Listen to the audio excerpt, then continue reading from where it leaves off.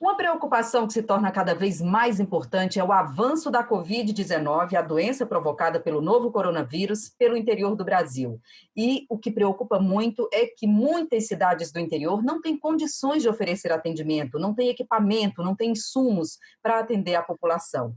Muitas pessoas que ficam doentes no interior precisam ser transportadas para a capital do estado para conseguir atendimento. E é sobre esse assunto que a gente conversa agora com o deputado Flávio Nogueira, do PDT do Piauí. Deputado, o senhor também é pneumologista. Seja bem-vindo ao Palavra Aberta. Um prazer estar com vocês e aqui para a gente estar falando um pouco sobre isso que nos angustia tanto, que é a pandemia do Covid-19. Deputado, como é que está essa questão aí, vamos dizer, da interiorização da doença, né, no Piauí? A interiorização da doença, como todo, no Brasil todo, quem está espalhando o Covid-19 são os transportes coletivos, principalmente.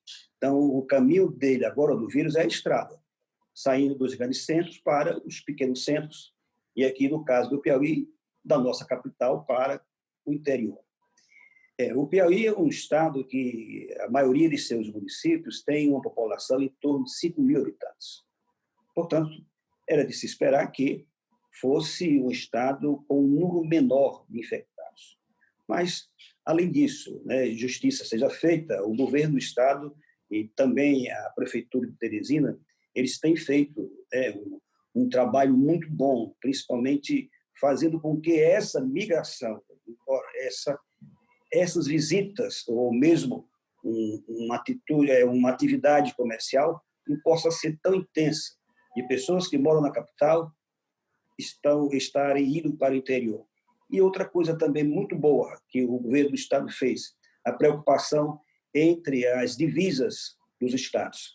Aqui vizinho nós temos o estado do Ceará, que nós sabemos que infelizmente, é um estado aí que tem uma proporção muito grande, até mesmo em relação à sua população, de óbitos e também de pessoas infectadas. Então, o governo aqui tem tido, portanto, dificuldades, está apresentando dificuldades das pessoas entrarem aqui no estado proveniente de outros lugares do país. Deputado, então, se todo mundo fizesse esse isolamento em cada estado, essa propagação da doença ia ser mais contida.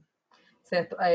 O senhor também é pneumologista, né? Eu falei logo na abertura do programa, e eu queria que o senhor falasse se esse controle, vamos dizer, do vai e vem das pessoas, né? Da capital para o interior, o senhor acha que esse controle ele é fundamental para evitar, então, a disseminação maior do novo coronavírus pelo interior? A gente tem, assim, acompanhado a situação de estados do norte, por exemplo, Amazonas, em que há cidades de difícil acesso, e é uma preocupação grande dessa população adoecer, né, deputado? Perfeito, né?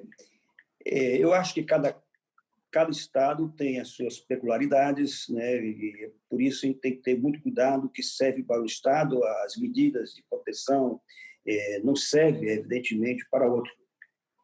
Até porque isso depende do desenvolvimento do estado, depende do número de pessoas, da população desse estado, da população também das cidades do interior, enfim, esse intercâmbio que essas cidades fazem entre si.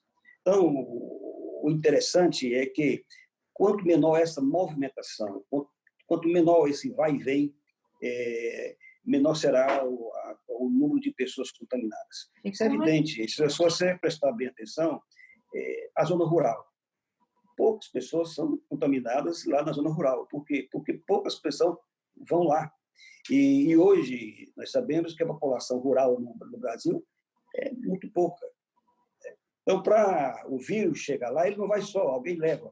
Para o vírus chegar lá, tem que alguém levar. Então, se a gente está também conscientizando que esse é o grande nosso problema no Brasil, é a conscientização. O que está dificultando esse tratamento, podemos assim dizer, e achatando logo essa curva, é a conscientização do povo e essa polaridade política, né? Esse debate político de um assunto que é eminentemente médico, é eminentemente sanitário. Não deveria estar, portanto, a política, que é outra ciência, não deveria entrar, então, nesse embate que é de enorme importância o tratamento do isolamento social, da proteção dessas pessoas, está indo e vindo assim por qualquer necessidade. Então, está faltando muita conscientização também. Deputado, e o que o senhor acha que poderia ser feito nesse controle dessa movimentação, né? O senhor falou aí de transportes coletivos, como ônibus, vans, né? Evitar esse tipo de transporte entre a capital e as cidades do interior. Que outras medidas o senhor acredita que podem ser eficazes nesse momento para evitar o avanço da doença? Você sabe que tudo é difícil, né? Quando você tem normas que proíbe ou restringe a movimentação das pessoas, a sua liberdade de ir e vir, isso não é fácil você estar tratando disso.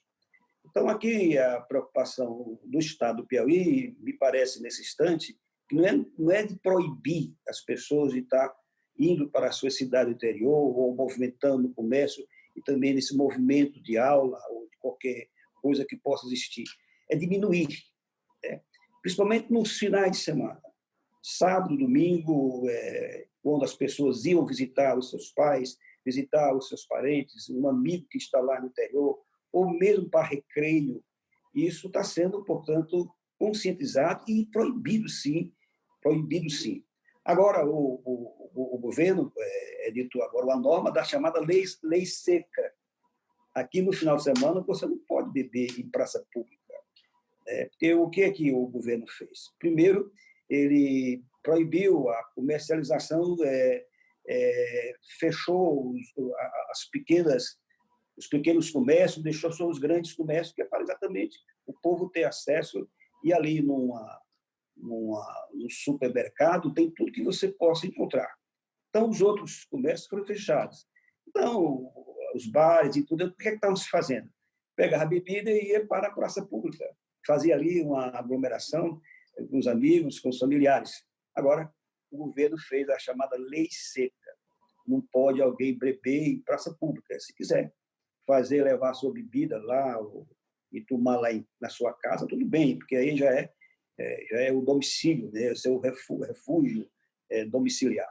Então, o que está podendo fazer aqui, e aqui se está fazendo também, é mais a conscientização, que é o mais difícil, né? Nessa hora de que você pedir que a pessoa não saia para ir trabalhar, para ganhar o seu pão, principalmente nos serviços autônomos. Aqui é um estado em que a atividade de serviços é o maior, é o que dá a economia aqui do nosso estado. Deputado, e outra preocupação que a gente também citou no comecinho da nossa conversa é a falta de estrutura do sistema de saúde dessas pequenas cidades de atender a população, né? Olha, essa crise trouxe um debate muito importante. Pouco se dá valor ao SUS, o Serviço Público de Saúde. Imagine se no Brasil não tivesse o SUS nessa pandemia. Outra, mostrar que o Estado tem que ter o controle da saúde pública, da saúde. Não pode privatizar. O Estado tem que ter o controle da educação, da saúde. E precisa agora organizar, ter um sistema de saúde preparado para casos como esses. Evidentemente que aqui é uma pandemia, você nunca encontraria toda a estrutura hospitalar apta, ou, vamos dizer assim, que pudesse estar atendendo esse volume de casos que nós estamos tendo aí. Mas, se tivesse mais estruturado, seria bem melhor o tratamento e o isolamento talvez não seria necessário deste tamanho. Por exemplo, no interior do estado do Piauí, são poucas as unidades hospitalares que têm ventiladores, que têm médicos especialistas em unidades de tratamento intensivo. Eu digo Piauí porque eu estou aqui, mas isso é o Brasil todo, mesmo em estados ricos como São Paulo. Então, não tem como da crise você não estar aí tirando experiências que possam estar sendo, lá na frente, prevenidas para outros eventos. Então, a gente vê que o SUS, nesse instante, vai deixar de receber tanta crítica. A gente tem que aprimorar esse sistema único de saúde do nosso Brasil. Deputado, a gente agradece a sua participação. A gente está conversando, encerrando aqui a nossa conversa com o deputado Flávio Nogueira, do PDT do Piauí, conversando com a gente aqui, falando sobre um pouco sobre o avanço da Covid-19 pelo interior do Brasil. A gente agradece, deputado, pela sua participação, pelas suas informações, o senhor falando com a gente direto de Teresina, no Piauí, né? Participando aí também dos trabalhos da Câmara, do plenário, das votações, tudo virtualmente, né, deputado? Tudo remoto. Muito obrigada. Eu agradeço, muito obrigado. A gente conversou com o deputado Flávio Nogueira, do PDT do Piauí, aqui no Palavra Aberta. A gente fica por aqui e até a próxima.